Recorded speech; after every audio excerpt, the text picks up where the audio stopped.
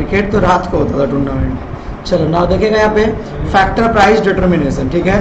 Factor price determination को देखेगा तो इस चैप्टर में हम लोग को बोला क्या जा रहा है उस बात पे ध्यान देगा।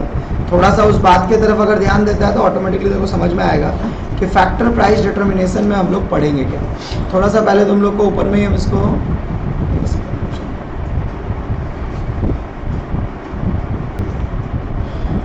चलो आते हैं यहाँ पे देखेगा फैक्टर प्राइस डिटर्मिनेशन। सबसे पहले ना तो कुछ बातों को पहले जान लेते हैं कि इस चैप्टर में ये जो बार बार वर्ड तुम लोग को दिखता है ना फैक्टर प्राइस, इसको पहले जान ले। तो फैक्टर प्राइस में हम लोग को बोलता क्या है, फैक्टर। पता है किसके फैक्टर के बारे में बात किया जा रहा है? तो फैक्टर के बारे में बात किया जा रहा है सेमेस्टर 1 में हम लोग पढ़े थे प्रोडक्शन, याद आ रहा है प्रोडक्शन। प्रोडक्शन में जब हम लोग पढ़े थे तो इसके कुछ फैक्टर थे। कौन कौन से फैक्टर थे? तो भैया अच्छे से याद है हम लोग को, क्या था, लैंड था, भैया क्या था हम लोग का, लेबर था, भैया क्या था हम लोग का, कैपिटल था, और भैया क्या था हम लोग का, ऑर्गेनाइजेशन था।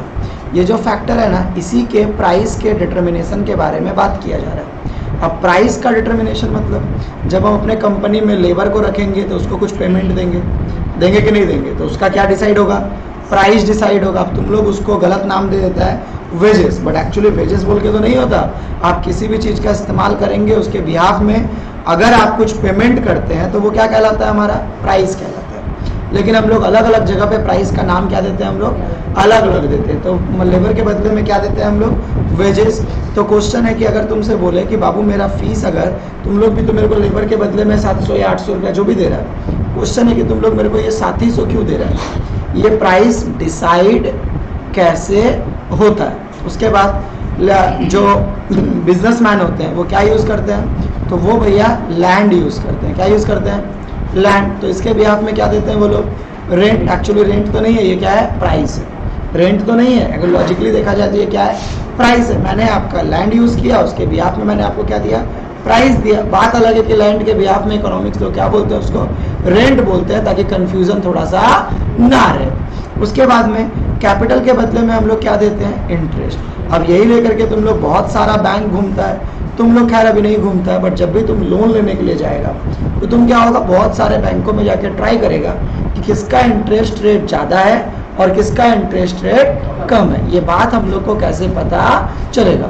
सो लाइक इंटरेस्ट रेट का जब हम लोग बात करेंगे तो कैपिटल के साथ में क्या आ जाएगा, हमारा इंटरेस्ट आ जाएगा।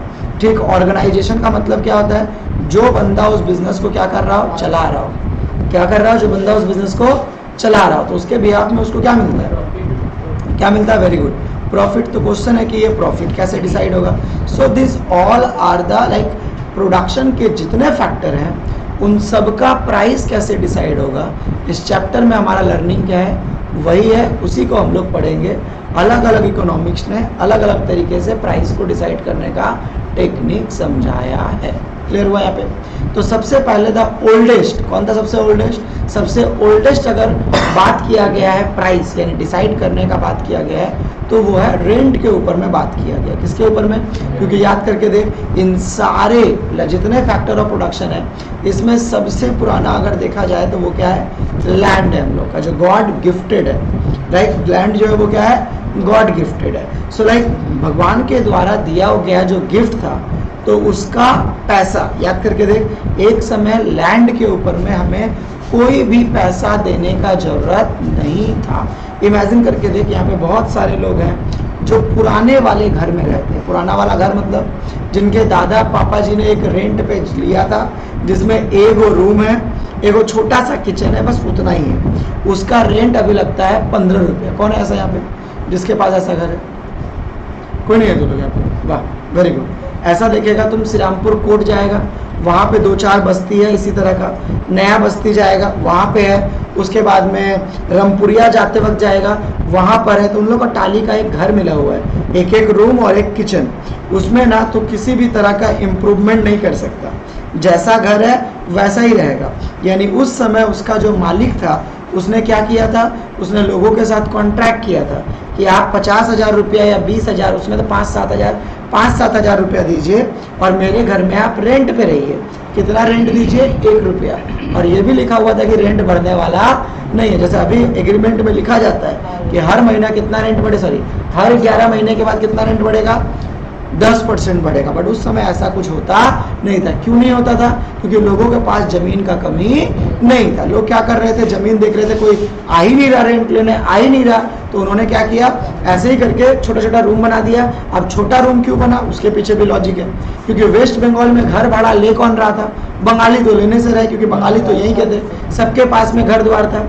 बिहार से आ रहे थे, तो बिहार से आकर के आज ना तुम्हारी मम्मी पापा पूरा फैमिली बंगाल में है। उस समय लोग ऐसे नहीं आते थे दूसरा देश, क्या होता था, सिर्फ घर का मेल मेंबर कहाँ आता था, शहर में आ जाता था। तो उसको जीने के लिए क्या चाहिए, ना वो यहाँ पे रहेगा, ना वो कोई पूजा एंजॉय करेगा, वो सब क्या करेगा, जैसे कोई पूजा आएगा कहाँ पहुंच जाएगा, बिहार पहुंच जाएगा, इलेक्शन आएगा कहाँ पहुंच जाएगा, बिहार। तो वो यहाँ पे उसको कहना था कि हम हमारे तुम्हारे पापा के पास अगर घर नहीं है तो उसका कारण यही है, क्योंकि उनके सोच में क्या था कि हम यहाँ पे जमीन क्यों कर दे, यहाँ पे मेरा घर द्वार थोड़ी है। और इसी चक्कर में उन्होंने उस समय सस्ता जमीन खरीदा नहीं, इसीलिए वहां पे एक रूम दिया जाता था, एक आदमी को रहना है तो एक रूम एक आदमी के लिए काफी होता था।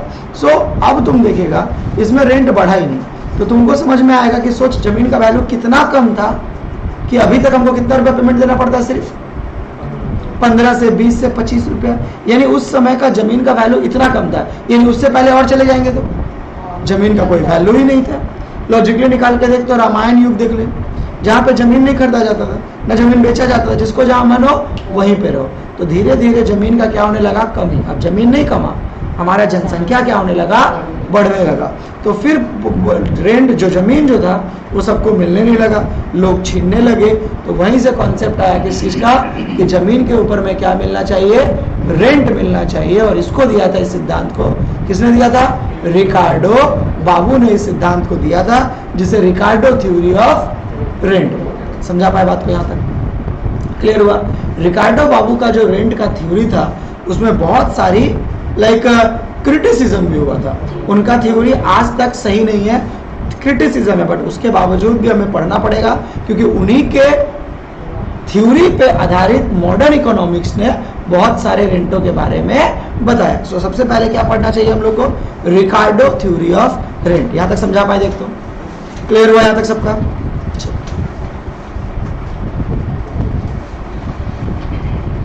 कितना नंबर पेज में बाबू लोग देखते हैं? हाँ बाबू, लास्ट की तरफ है क्या, बीच में है?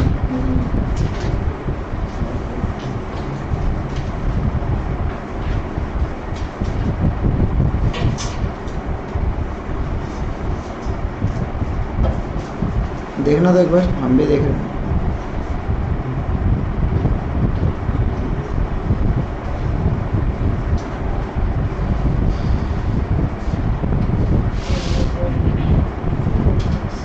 आते यहाँ पे, ये क्या था हम लोग का, रिकार्डो थ्योरी ऑफ रेंट। डन है? तो किसके नाम पे पढ़ा था ये हम लोग का, ऑब्वियसली बात है, किसके नाम पे पढ़ा था, रिकार्डो के नाम पे पढ़ा था। एक बार थोड़ा सा ना बुक को पढ़ते हैं, ठीक है? Earlier we have mention the definition of rent is given by Ricardo, ठीक है, याद रखना, एमसीक्यू में पूछेगा कि रेंट का डेफिनेशन किसने दिया था, रिकार्डो बाबू ने दिया था। Rent is the part of the produce of the earth which is paid to the landlord for the use of the original and industrial power of the soil. क्या बोला इन्होंने, रेंट का मतलब क्या है कि जो हम किसको देते हैं, लैंडलॉर्ड को देते हैं, किसके बदले में देते हैं, जमीन के बदले में देते हैं। जिस जमीन का हम लोग किसका यूज करते हैं, उसके ओरिजिनल पावर का या फिर इंडस्ट्रियल पावर का यूज करते हैं। The definition suggest that rent is the surplus which is enjoyed by the landlord. Rent किसके द्वारा एंजॉय किया जाता है, लैंडलॉर्ड के द्वारा, जो लैंड ओनर है वो उसका एंजॉय करता है। It means that producer demand and for its industrial power. Now अब आते हैं रिकार्डो थ्योरी ऑफ रेंट। तुम लोग को ये इकोनॉमिक्स में हम बहुत बार समझा चुके हैं कि जब भी कोई थ्योरी पढ़ेंगे तो उसका क्या होगा, एजम्पशंस होंगे। बिना एजम्पशन के वो थ्योरी काम नहीं करता। इन्होंने कुछ एजम्पशन दिया, सारा एमसीक्यू तो यहीं से मिल जाएगा। क्या बोला है, rent is the return of the original and industrial power of the soil. क्या बोला, रेंट किसके भी हाथ में मिलेगा तुमको, ओरिजिनल और इंडस्ट्रियल पावर। इसका मतलब समझ में आता है किसी को, ये कौन सा पावर का बात कर रहे हैं। इंडस्ट्रियल पावर का मतलब होता है अलग अलग जमीन का अलग अलग पावर होता है। उस जमीन में 20 किलो चावल होगा, उस जमीन में 5 किलो होगा, कुछ जमीन बंजर होंगे। तो हर एक जमीन का जो पावर होता है वो सेम नहीं होता, बल्कि क्या होता है, अलग अलग होता है। क्लियर हुआ यहाँ तक? अगला, there is a diminishing marginal productivity edge of the land. क्या बोल रहा है? डिमिनिशिंग, थोड़ा सा राहुल हल्का सा फैन को स्लो करना। हाँ बस, क्या बोल रहे हैं यहाँ पे? There is diminishing marginal productivity. कोई समझाएगा? डिमिनिशिंग मार्जिनल प्रोडक्टिविटी, इसके ऊपर में भी हम लोग को एक थ्योरी पढ़ना है। डिमिनिशिंग मार्जिनल प्रोडक्टिविटी मतलब, वेरी गुड, एकदम सही बोला। यानी कि अगर एक जमीन को प्रॉपर रेस्ट ना देने पर, अगर एक जमीन को हम प्रॉपर रेस्ट नहीं देते हैं और बार बार उससे काम करवाते हैं तो हमारा पावर थोड़ा सा घटेगा। जैसे एग्जांपल के रूप में, अगर एक कट्ठा जमीन पे 40 केजी चावल उगता है, राइट, तो तुमने क्या किया, एक बार उसको 3 महीने में उगाया, फिर तुमने खेती कर दिया, तो लिख के ले ले, 40 किलो नहीं होकर के कितना होगा? 30 किलो होगा। फिर तुमने खेती कर दिया बिना रेस्ट दिए, 20 किलो। फिर तुमने खेती कर दिया बिना रेस्ट दिए, 10 किलो। सो इसको हम लोग क्या बोलते हैं? प्रोडक्शन तो बढ़ेगा बट कौन से रेट पे? Diminishing marginal productivity. समझा पाए बात को? ये उसके साथ नहीं है, हमारे साथ भी है। अगर तुम मेरे को बार बार पढ़वाओ, रेस्ट मत दे मेरे को, तो क्या होगा? मेरा जो पावर होगा वो कहीं ना कहीं घटेगा। अब अभी पढ़ाया, फिर मेरे को एक बैच दे दे, फिर मेरे को एक बैच दे दे, फिर मेरे को ऐसे करके तो रात 10 बजे तक हमको बैच दे, तो कहीं ना कहीं लास्ट वाले बैच में वो क्वालिटी नहीं मिलेगा जो तरोताजा क्वालिटी तुमको अभी मिलेगा। बट तुम मेरे को दिन भर में 8 घंटा क्लास दे, फिर मेरे को 12 घंटा सोने दे या 6 घंटा सोने दे, फिर हम कल आके लेंगे, तो मेरा पावर क्या रहेगा? सेम रहेगा। समझा पाए बात को? तो ये इनके अकॉर्डिंग ये था। दूसरा, both product market and factor market are characterized by the perfect competition। क्या बोला? याद रखना, तुम लोग को हम मार्केट पढ़ाते वक्त क्लास भी बोले थे कि हमारा मार्केट डे बाय डे क्या हुआ है? चेंज हुआ है। जिस समय रिकार्डो लिखा गया उस समय हमारे पास कौन सा मार्केट था? एक ही मार्केट था। कौन सा था? Perfect competition. वहां पे वैरायटी ऑफ गुड्स होते ही नहीं थे। लोग इतने ज्यादा डिमांड, इतना ज्यादा मार्केटिंग का जरूरत ही नहीं था। क्यों? क्योंकि हमारे देश में क्या थे? सामान कम थे और डिमांड क्या था? ज्यादा था। कुछ भी बनाओ आराम से बिकता था। ये मैटर नहीं करता था कि तुम भी सेम बेच रहा है, तुम भी सेम बेच रहा है। अभी तो हम लोग क्या होना चाहते हैं? हमेशा अलग होना चाहते हैं कि हम उससे थोड़े से क्या दिखे? अलग दिखे, जिस वजह से हमें क्या होता है? परेशानी होता है। तो कौन सा मार्केट था? Product market. प्रोडक्ट मार्केट मतलब कौन सा मार्केट? जहां प्रोडक्ट क्या होगा? होमोजीनियस, जहां प्राइस क्या होगा? फिक्स, जहां पे लार्ज नंबर क्या होंगे? सेलर, और लार्ज नंबर क्या होंगे? बायर। उसके बाद land is only used for cultivation purpose. देख यहीं पे रिकार्डो बाबू थोड़े से फंस गए। लैंड का ओनली यूज क्या बोला? Cultivation purpose. क्या ऐसा आज के डेट में है कि लैंड का सिर्फ हम लोग कल्टीवेशन? लेकिन फिर बात आता है कि रिकार्डो बाबू भी तो गलत नहीं थे। जिस समय वो इस सिद्धांत को लिख रहे होंगे उस समय तो जमीन का दूसरा कोई इस्तेमाल था ही नहीं। उस समय तो लोग सिर्फ खेती के लिए ही करते थे ना बेसिकली। सो इसीलिए उन्होंने दिया, बट बाद वाले ने उनको क्या कर दिया? थोड़ा सा क्रिटिसाइज किया कि आप ये बात कैसे बोल सकते हैं कि लैंड का इस्तेमाल सिर्फ किस लिए होगा? कल्टीवेटेड पर्पस के लिए। ठीक है, तो ये था। दूसरा, supply of land is given from the point of view of society. Point of view क्या है सोसाइटी का? सप्लाई ऑफ लैंड, यानी भगवान के द्वारा जो लैंड का सप्लाई है वो क्या है? फिक्स है। वो ना तो बढ़ाया जा सकता है ना तो घटाया जा सकता है। Land is a gift of nature. ये बात अच्छी सही बोली उन्होंने कि लैंड जो है वो क्या है? फ्री गिफ्ट ऑफ नेचर है। बट बाद में बोलते हैं there is no cost of production. ये बात तो सही नहीं है। आप बोल रहे हैं कि लैंड के ऊपर में कोई खर्चा होता ही नहीं है। ऐसा है क्या? आप खेती भी करने जाओ तो ऐसा थोड़ी है कि आप पेड़ को ऐसे फेंक दिए तो पेड़ उग जाएगा। क्या करना पड़ता है? उसको जोतना पड़ता है, सींचना पड़ता है, फिर उसको नरम किया जाता है, फिर उसमें पौधा उगाया जाता है, तब ना वो जमीन देता है आपको पैदावार। सो लाइक ये जो इनका बात था ये थोड़ा सा क्रिटिसाइज हो गया कि इन्होंने क्या बोला कि उसके ऊपर में कोई खर्चा नहीं होता। अब दिक्कत का बात है कि ये जब बोल रहे थे ये सही ही बोल रहे थे।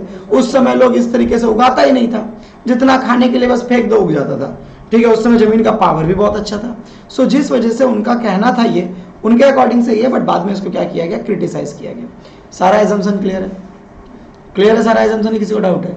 ये था रिकार्डो बाबू का रेंट। अगला आते हैं, मैंने एजम्पशन, सॉरी।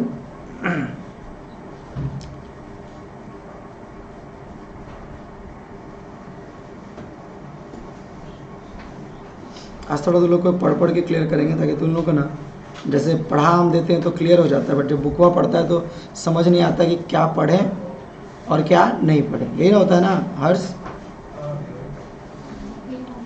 हम इतना दिन से तेरा किडनी का बात ही समझने की कोशिश कर रहे थे कि तू बोलना क्या चाह रहा है। सुधरेगा नहीं बेसर। लैंग्वेज भारी नहीं है, तेरा आदत तेरा आदत भारी है और वैसे तो तेरा शरीर भी भारी है। ऑक्सफोर्ड का बुक है। हम नहीं, ये लोग बोला था, हम तो जानते हैं अच्छा आदमी है। ऑक्सफोर्ड का बुक का लैंग्वेज है तो भारी तो है। अरे भाई हम कहाँ, ये हर्ष भाई तेरे को ये सब बत्त मार देंगे हर्ष, समझा ना। राहुल को लगे तो मजाक मस्ती नहीं करेगा। तो लाइक मान के चल कि ये जमीन है,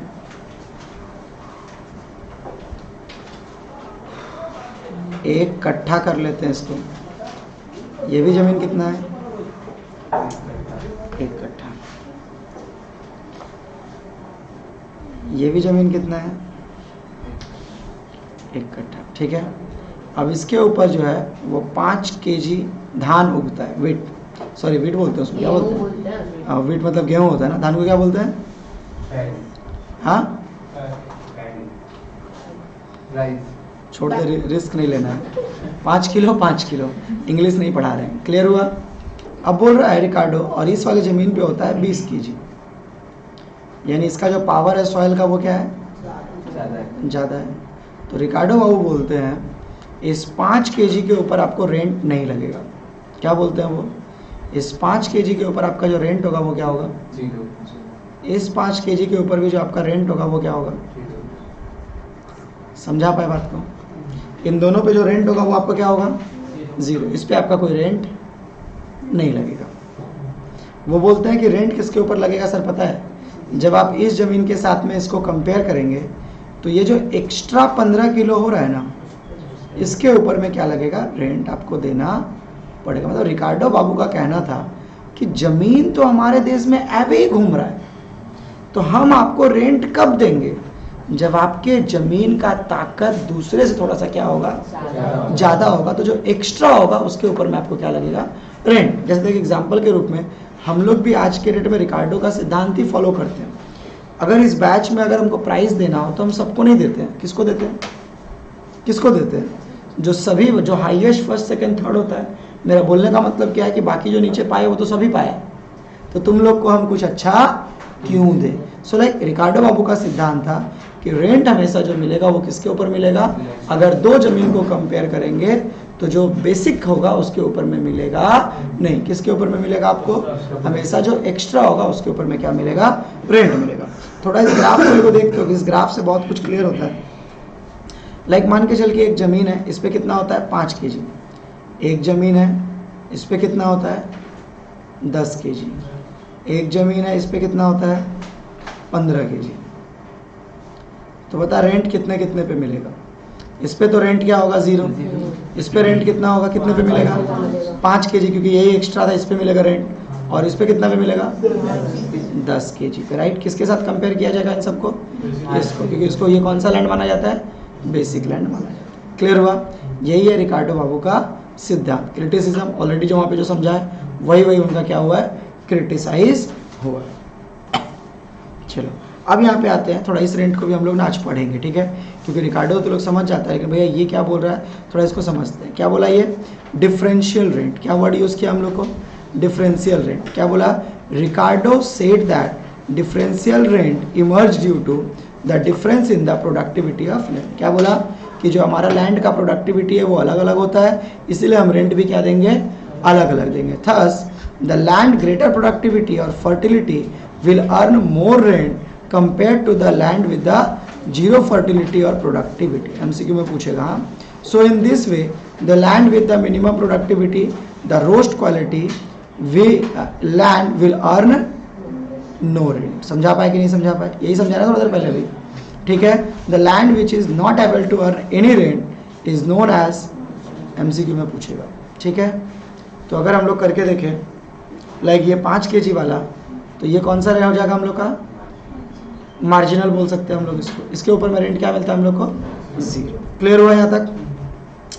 we know that average cost यानी AC is the sum of the average fixed cost and average variable cost, but here it is assume that land is a fixed factor. Land कौन सा फैक्टर माना गया, fixed. There is no cost of production involve, यानी AFC क्या हो जाएगा इसका 0। Thus AC equal to क्या हो जाएगा, ABC। Naturally the low graded land will involve highest ABC, the medium grade land will have medium ABC, the best land highest productivity involve minimum ABC. MCQ में पूछेगा, अब इसको समझना बहुत ज़रूरी है। क्या बोला कि बाबू लैंड क्या है हमारा फिक्स्ड फैक्टर। क्या है लैंड? Fixed factor. अब फिक्स्ड का भी खर्चा होता है। जैसे मेरा ये सेंटर जो है ये हम रेंट पे लिए हुए हैं, तो ये क्या है? फिक्स्ड कॉस्ट है। तो हर महीना 4,000 का रेंट देते हैं ना। बट रिकार्डो बाबू तो अपने एजम्पशन में क्या बोल दिए कि लैंड के ऊपर में कोई खर्चा होगा ही नहीं। उन्होंने तो फिक्स खर्चा को सीधा क्या कर दिया? नकार दिया।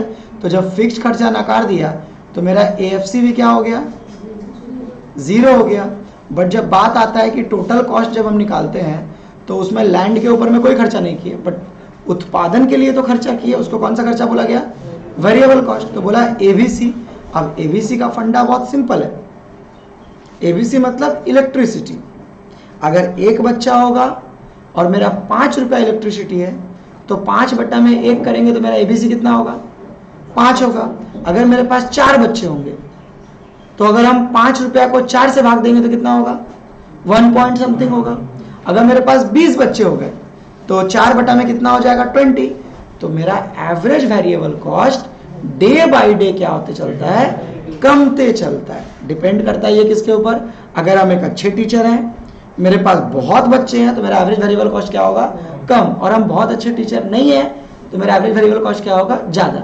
इन द सेम वे अगर जमीन क्या है? लो क्वालिटी है तो तेरा एबीसी क्या होगा? हाई। और अगर तेरा मीडियम क्वालिटी है तो एबीसी भी क्या होगा? मीडियम। और अगर तेरा जमीन अगर लो क्वालिटी है तो तेरा एबीसी क्या होगा? बहुत है। अंडरलाइन कर ले उसको। मैम अंडरलाइन करने बोले हम। बाबा रे बाबा।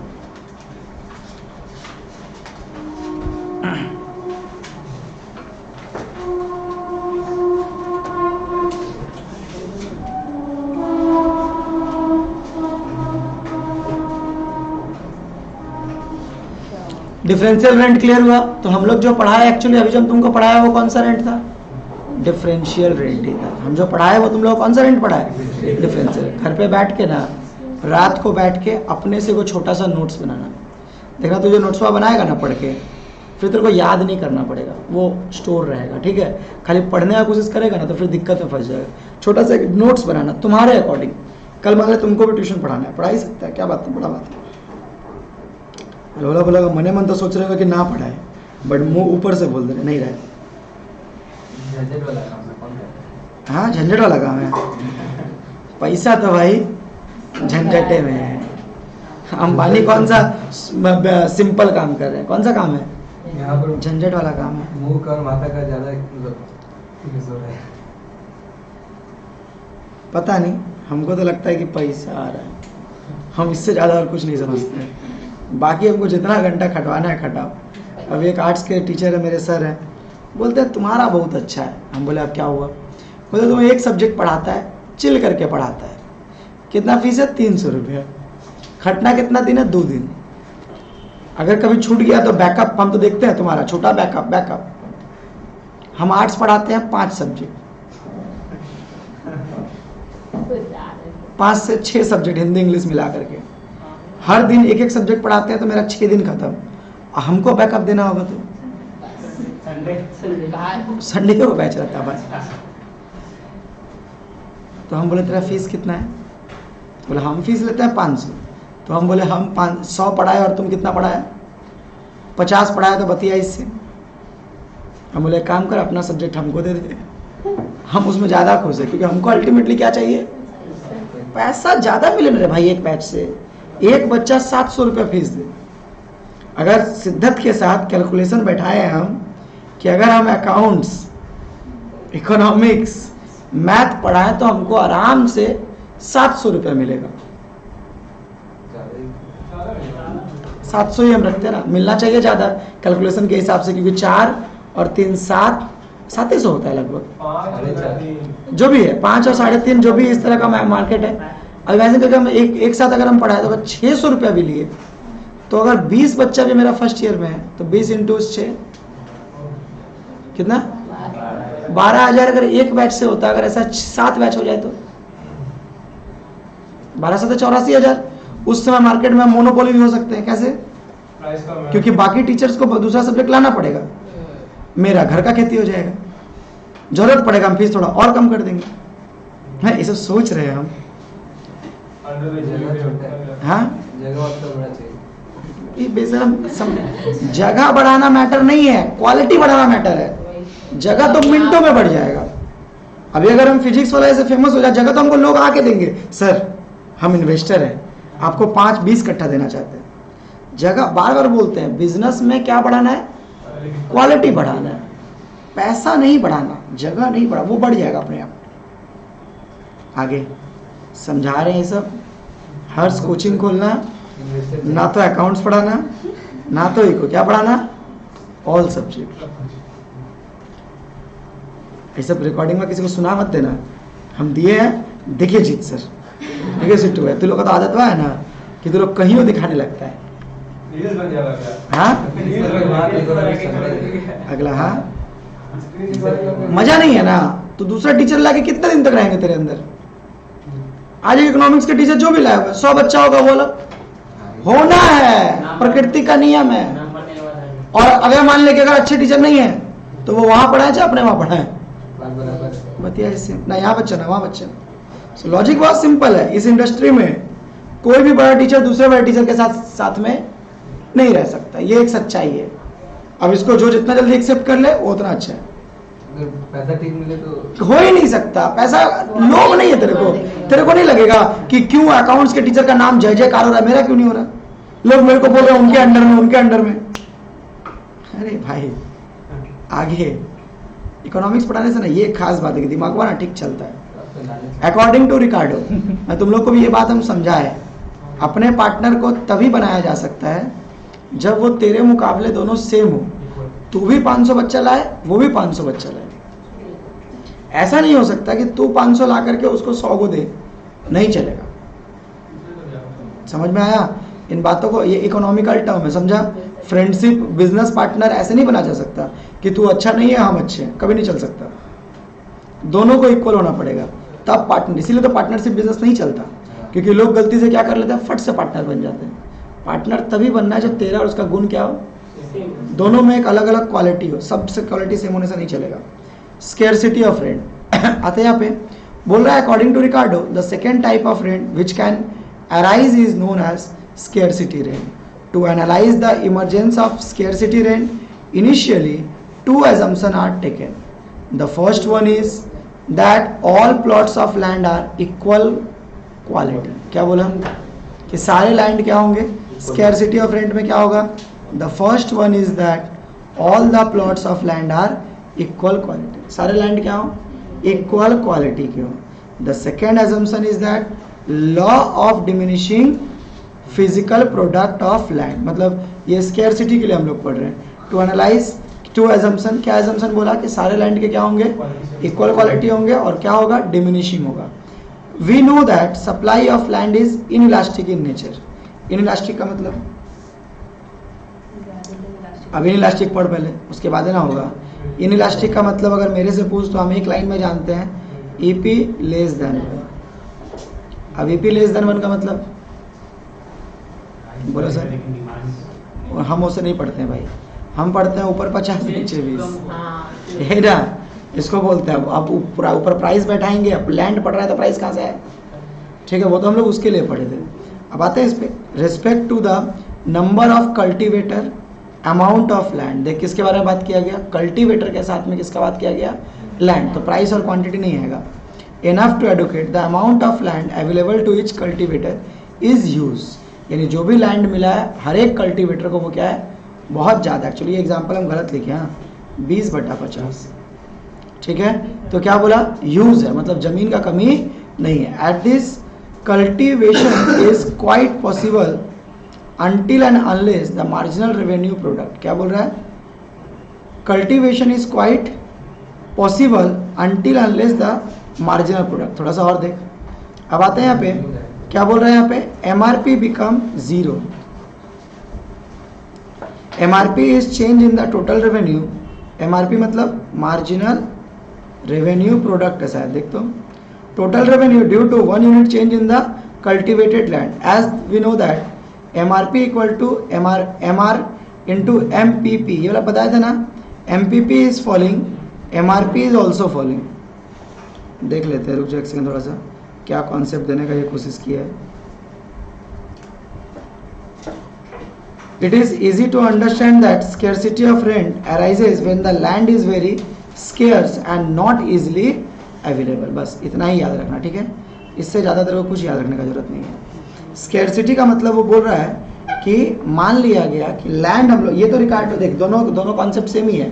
थोड़ा सा एक बार ध्यान से देख तो तुमको दोनों कॉन्सेप्ट में बहुत डिफरेंसेस नहीं मिलेगा। कैसे, एक बार देख यहाँ पे क्या बोला हम लोग को, बहुत फोकस के साथ देखना। रिकार्डो बाबू क्या बोला कि लैंड आपको किसके ऊपर में मिलेगा, रेंट किसके ऊपर में मिलेगा, जब आपका जमीन क्या होगा, मार्जिनल प्रोडक्टिविटी से थोड़ा सा क्या होगा, अच्छा होगा। स्केर्सिटी में क्या बोल रहा है कि रेंट तब मिलेगा जब ये जो बात बोला गया कि जमीन हम लोग के पास में बहुत ज़्यादा है, ठीक है, जमीन क्या है हम लोग के पास में बहुत ज़्यादा है, तो बोला तब आपको रेंट नहीं मिलेगा। जैसे पहले मिलता था रेंट नहीं, कब मिलेगा रेंट, जब जमीन का क्या हो जाएगा, स्केयर हो जाएगा। स्केयर का मतलब जब जमीन की क्या हो जाएगी, कमी हो जाएगी। जैसे अभी एग्जांपल के रूप में अभी बांगुर पार्क में क्या हो गया, रेंट क्यों मिलता है, क्योंकि यहाँ पे जमीन का क्या हो चुका है, कमी हो चुका है। इसी को बोलते हैं हम लोग scarcity of rent. So the scarcity of rent का मतलब बहुत सिंपली लैंग्वेज में कि लैंड जो है वो फिक्स है और सभी के पास में बहुत ज़्यादा है, तब आपको रेंट नहीं मिलेगा। रेंट आपको कब मिलेगा, जब जमीन का क्या हो जाए, स्केयर यानी कि कम हो जाए, तब आपको उसके बिहाफ में क्या मिलता है, रेंट मिलता है।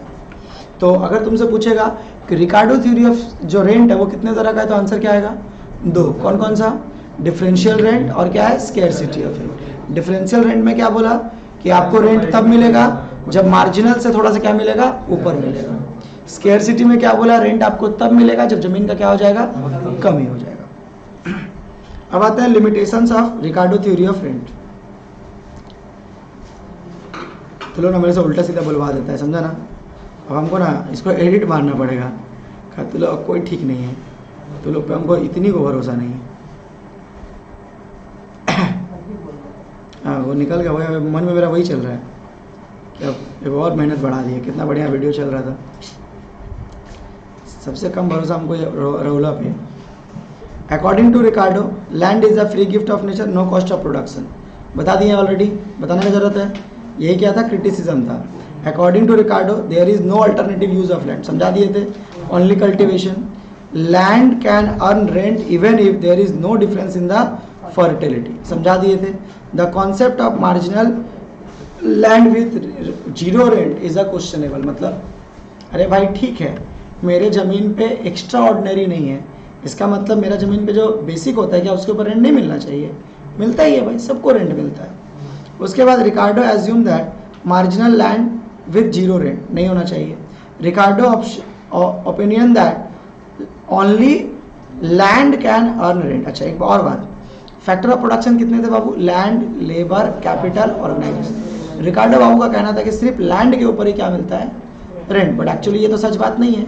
लैंड का यूज़ किया रेंट, तो लेबर का यूज़ करने पे भी तो वेजेस मिलता है। सो इनका ये वाला भी सही नहीं था। According to Ricardo, rent is the remuneration paid due to uses of original and industrial power of the soil. In reality, this original and industrial power means nothing.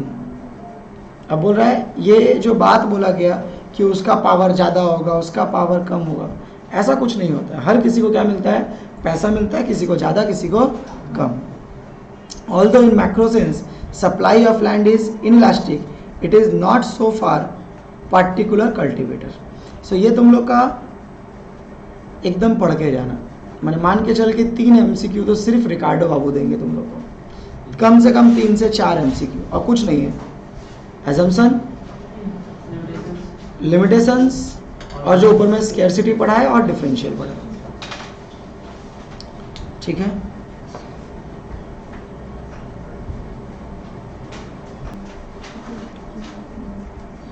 Marginal productivity theory of distribution. Marginal productivity theory of सिर्फ एक मात्र रिकार्डो ही थे जिन्होंने ये बोला था कि जो रेंट होगा वो किसके ऊपर मिलेगा, लैंड के ऊपर। ये बाबू सिर्फ रिकार्डो बाबू ही बोले थे, बाकी किसी इकोनॉमिक्स ने ऐसा नहीं बोला था। मार्जिनल प्रोडक्टिविटी थ्योरी को दिया था बेसिकली क्लर्क एंड विक्स्टर्ड ने। In this theory demand for the factor depend on the marginal productivity of the factor. The theory determines the factor price and the factor employment at the equilibrium. Thus, the firm with the help of this theory can derive their profit maximizing factor employment and price. The theory is known as marginal productivity theory of distribution, as the total revenue earned by the firm is distributed among the factor of production. साफ साफ language में इन्होंने बोल दिया कि देखिए भैया, जितने भी फैक्टर ऑफ प्रोडक्शन है उन सभी को क्या दिया जाता है, पेमेंट दिया जाता है। तो वो पेमेंट कैसे डिसाइड होगा, हमारा बात इस बात पे होगा, ना कि हमारा बात इस पे होगा कि रेंट लैंड को दिया जाएगा या लेबर को दिया जाएगा या ऑर्गेनाइजेशन को दिया जाएगा। इन्होंने बोला सबको क्या मिलेगा, रेंट मिलेगा। बट किस बेस पे डिसाइड होगा उसका प्राइस, इक्विलिब्रियम। इक्विलिब्रियम कहाँ होगा, मार्जिनल प्रोडक्टिविटी थ्योरी। अब इसको पढ़ने के लिए ना तुम लोग को अगर एक छोटा सा एग्जांपल दे देना तो तुम लोग बोलेगा ओ भैया यही था। चलो आते हैं, याद करके देख। तुम लोग को हम लोग इसका क्लास किए थे ना, इनडिफरेंस कर्व, याद आ रहा है सबको? इनडिफरेंस कर्व किए थे, वहां इक्विलिब्रियम डिसाइड किए थे हम लोग। Consumer equilibrium with the help of marginal utility, consumer equilibrium with the help of indifference curve. याद आ रहा है? थोड़ा थोड़ा धुंधला हो रहा होगा। देखिए यहाँ पे, अब जैसे अच्छा से इसको दिखाएं तुम लोग, कि ये दिखाते ही ना फिर तुम लोग को मार्जिनल प्रोडक्टिविटी थ्योरी क्लियर हो जाएगा। याद करके देख, तुम लोग को एक बताए थे मार्जिनल यूटिलिटी। मार्जिनल यूटिलिटी का मतलब क्या होता है, सिंपल, जैसे जैसे आप किसी सामान को खाते जाओगे उसका जो सेटिस्फैक्शन है वो क्या होता चलेगा, कम होता चलेगा। पहला एप्पल को खाया तो 40, याद करके देख। दूसरा एप्पल को खाया तो 30, तीसरा एप्पल को खाया तो 20, चौथा एप्पल को खाया तो, यही हो रहा है ना? ठीक, याद करके देख, हम तुम लोग को बताया था कि ये ले लेते हैं हम लोग किसका लाइन, प्राइस का लाइन। किसका लाइन ले लेते हैं, प्राइस का लाइन। फिर देख हम लोग यहाँ पे बोले थे ये क्या था, इक्विलिब्रियम था। वाई इक्विलिब्रियम था क्योंकि यहाँ पे अब देख, इसके साथ कंपेयर करना इसको और इसके साथ कंपेयर करना इसको, तो इस कंडीशन पे क्या हो रहा है कि तुम पेमेंट क्या दे रहा है, कम, बट तुमको सेटिस्फैक्शन क्या मिल रहा है, ज़्यादा। सो लाइक ये इक्विलिब्रियम कंडीशन, ये प्राइस डिसाइड नहीं हुआ। मतलब मान के चले कि लेबर जो है वो ज़्यादा काम करके दे रहा है और पेमेंट क्या ले रहा है, कम। कितने दिन तक, कितने दिन तक, जस्ट थोड़ी देर पहले भी समझाया। अभी इकोनॉमिक्स वाला एग्जाम्पल किसी टीचर को लाएगा तो इस जगह तक वो कुछ दिन तक रहेगा, उसके बाद उसका मन हमेशा किधर भागेगा, इस तरफ भागेगा कि भाई हम जितना कमाते हैं हमको उतना क्या मिलना चाहिए, पेमेंट। अगर ये जगह पे आ गया कि प्राइस ज़्यादा है और देता कम है, 2 दिन में भगा देगा। So like this point is called equilibrium. क्या डिसाइड हुआ यहाँ से, वेजेस डिसाइड हुआ।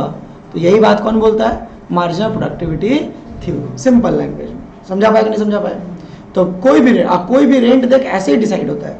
कोई भी रेंट, अगर मान लें किसी से लोन लिए और वो हमको बोला कि 15% इंटरेस्ट लेंगे, हो सकता है मजबूरी में हम ले लें।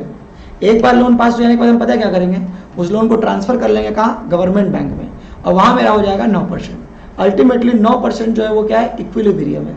अगर उससे कम पे कोई हमको दिया है तो वो ज़्यादा दिन तक देगा नहीं, और ज़्यादा दिन तक दिया है तो हम उसको लेंगे नहीं। वेजेस के साथ भी वही है, अगर हम ज़्यादा काम करेंगे वेजेस हमको कम मिलेगा तो हम रहेंगे नहीं, अगर हम कम काम करेंगे वेजेस ज़्यादा मिलेगा तो वो रहने नहीं देगा।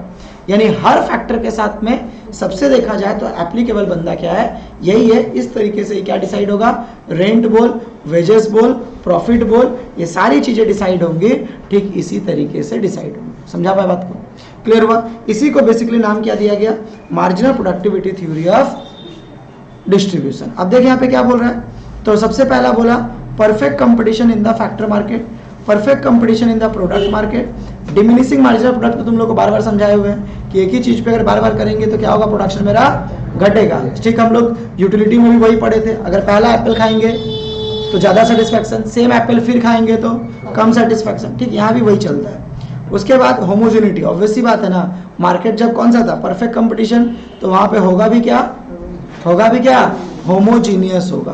Perfect mobility, factor market, profit maximisation, product execution, ये सारा का सारा इसका एजम्पशंस है। अब यहाँ पे देखेगा, इस एग्जांपल को देखते ही तेरा सारा कहानी क्लियर हो जाएगा, मार्जिनल प्रोडक्टिविटी क्लियर। देख यहाँ पे, जब एक लेबर था, मतलब एक यूनिट की कोई भी यूज किए, चाहे वो लैंड हो जाए, चाहे वो लेबर हो जाए, चाहे कुछ भी यूज किए, तो टोटल प्रोडक्शन कितना हो रहा था, मार्जिनल में कितना हुआ, राइट, 2 हुआ तो टोटल कितना हुआ 75। मार्जिनल कितना हो गया, मार्जिनल का मतलब एक एक्स्ट्रा, याद आ रहा है, मार्जिनल का मतलब एक एक्स्ट्रा 35। 3 हुआ तो कितना हुआ 105, एक्स्ट्रा कितना 30, 20, 10। ये लाइन क्लियर है सबका? अब 10 रुपया करके एक एक यूनिट का दाम है। कितना करके है?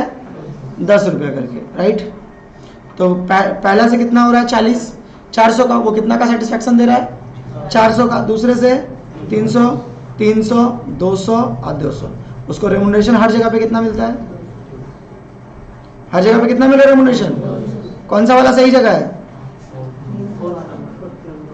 यही डिसाइड होगा इक्विलिब्रियम, यही डिसाइड होगा रेंट। अब रेंट मतलब सिर्फ जमीन पे नहीं, रेंट मतलब वेजेस पे, रेंट मतलब कैपिटल पे, इंटरेस्ट पे, रेंट मतलब प्रॉफिट पे। सो कोई भी रेंट मार्जिनल प्रोडक्टिविटी के अनुसार डिसाइड करेंगे। सो दिस इज द, जहां पे मार्जिनल के साथ में आपका क्या हो जाएगा? रेमुनरेशन इक्वल हो जाएगा। इस जगह पर क्या था मेरा? मार्जिनल जो था वो ज्यादा था, किससे? रेमुनरेशन से। इस जगह जो था वो क्या था मेरा? रेमुनरेशन जो था वो ज्यादा था, किससे? मार्जिनल से। और इस जगह पे क्या था? हर्ष क्लियर हो रहा है भाई? क्लियर हुआ ये वाला थ्योरी? बस इतना ही पढ़ना है इस थ्योरी में। देख ग्राफ जैसा भी बनाया, दिख रहा है? लगभग सेम बनाना मेरा ग्राफ, इसके ग्राफ एकदम सेम बनेगा, ठीक है। इसके कुछ क्रिटिसिज्म है। क्या क्या क्रिटिसिज्म है?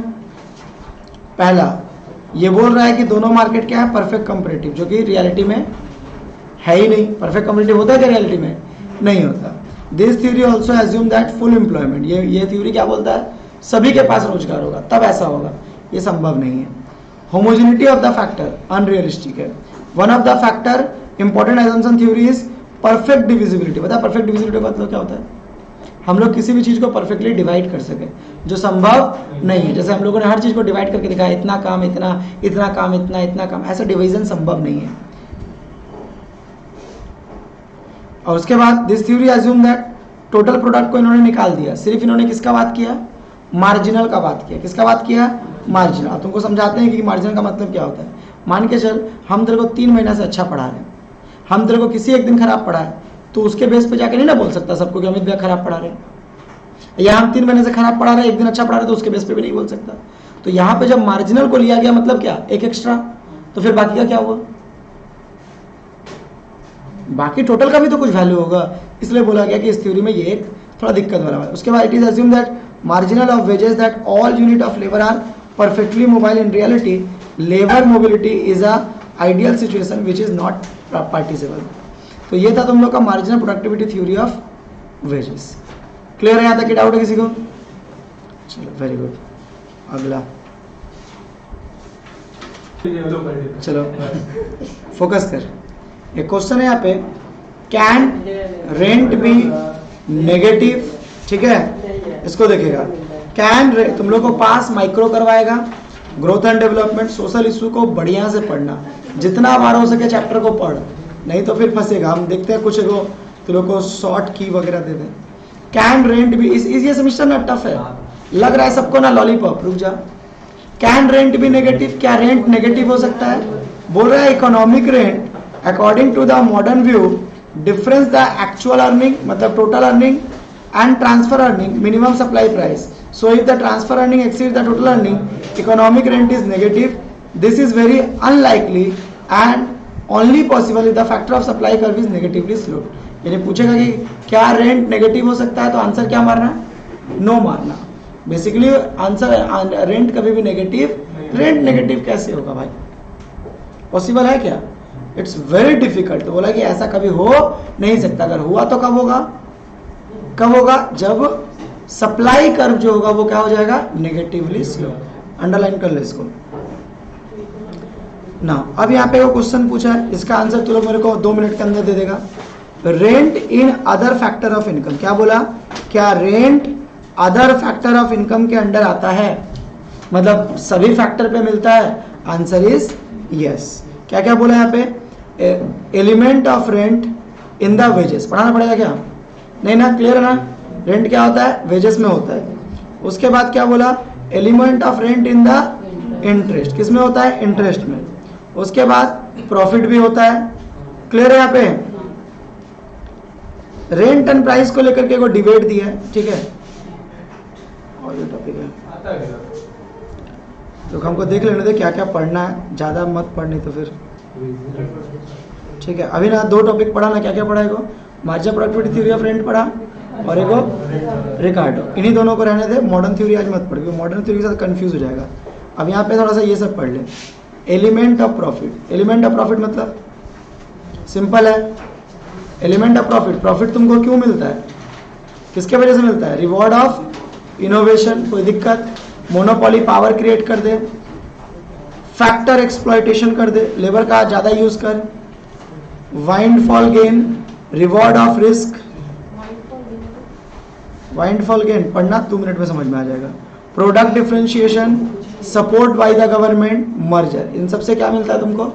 प्रॉफिट मिलता है। मर्जर का मतलब 2 कंपनी आपस में मिल जाए, गवर्नमेंट जिस तरह अडानी को सपोर्ट कर रही है आपको सपोर्ट कर दे, प्रॉफिटेबल हो जाएंगे। प्रोडक्ट डिफरेंशिएशन समझा ही दिए कि तुम्हारे पास प्रोडक्ट का क्वालिटी क्या होना चाहिए? अलग होना चाहिए दूसरों की तुलना में। किसका फीचर्स उठाया? प्रोडक्ट डिफरेंशिएशन, मोनोपोलिस्टिक का। Reward of the risk taking clear है। वाइंडफॉल गेन बोल रही है unexpected change in the demand and supply. Unexpected change, Covid के समय क्या हुआ? अनएक्सपेक्टेड चेंज हुआ, किसमें? मास्क में, कोविड का दवाई में, उसके वजह से लोगों को क्या हुआ? प्रॉफिट हुआ। इकोनॉमिक फ्लक्चुएशन, इकोनॉमिक फ्लक्चुएशन मतलब जब इन्फ्लेशन बहुत ज़्यादा हो जाए, जब इन्फ्लेशन कम हो जाए, उस समय में बिजनेसमैन जो होता है वो तगड़ा फायदा कमाता है। रिवॉर्ड ऑफ इनोवेशन, यानी पूछेगा कि एलिमेंट रेंट का, प्रॉफिट का एलिमेंट कौन कौन सा है? टमाटर।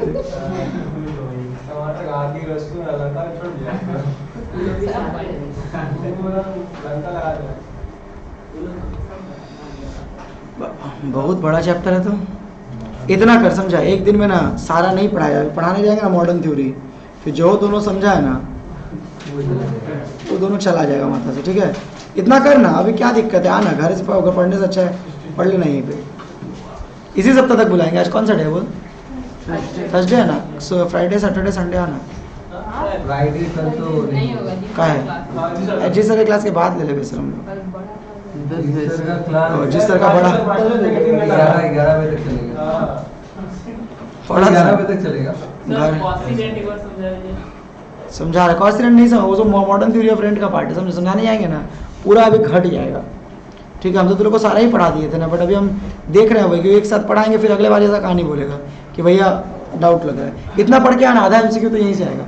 एक दिन और देना मेरे को, एक दिन, उसके बाद मन करे तो रिकॉर्डेड ले लेना, ऑनलाइन मत आना, ऑफलाइन, क्योंकि घर में पढ़ना बहुत जरूरी है। तू लोग बतिया मेरा समझता नहीं है, कल बता, क्योंकि कल मेरा भी क्लास है हावड़ा में और तू लोग का भी 3 घंटा क्लास है। सैटरडे हम पूरा फ्री है, चिल मार के फिर शाम के 3 बजे तक, दोपहरिया में आना 1 बजे। क्या दिक्कत है? हाँ सोएगा ना? वाह वाह।